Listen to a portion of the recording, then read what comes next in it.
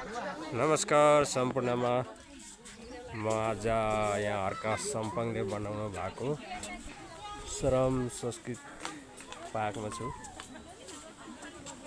म चाहिँ मेरो घर चाहिँ शङ्करसभा जिल्ला हो, महाकाली 3 गढीबाट आएको है। म चाहिँ यहाँ यो पार्कमा अत्यन्तै सुन्दर छ हैन। जाउँ माथि हेर्नुस्, तपाईहरु पनि आउनु होला। धेरै विकास गर्नु भएको छ हाम्रो हर्का सम्पङ राईजीले।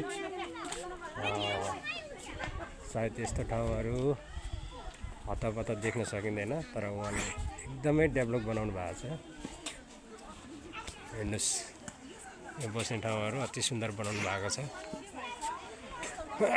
धेरै विकास गर्नु भएको छ हाम्रो हर्का सम्पङजीले।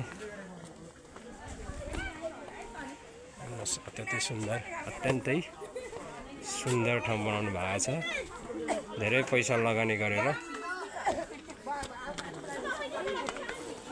हेर्नुस्, के सुन्दर। तपाईहरुलाई यस्तो देखाइदिन चाहन्छु। यसैले गर्दाखेरि भोट चाहिँ माटोमा हाल्नुपर्छ है। यस्तो विकास गर्ने मान्छे चाहियो कि। यस्तो त कति बनाएको छ हर्काले हैन। यस्तो मान्छे चाहियो।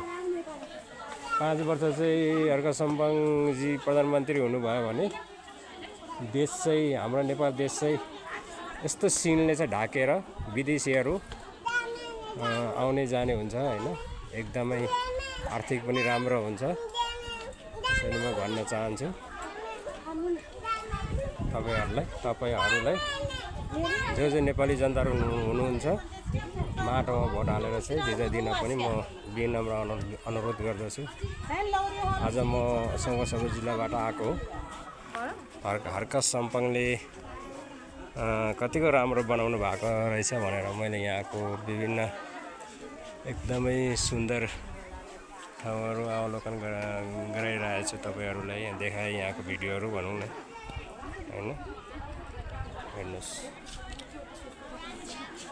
यति भन्दै म पनि बिदा लिन चाहन्छु है। जय माटो, जय हर्का सम्पङजी।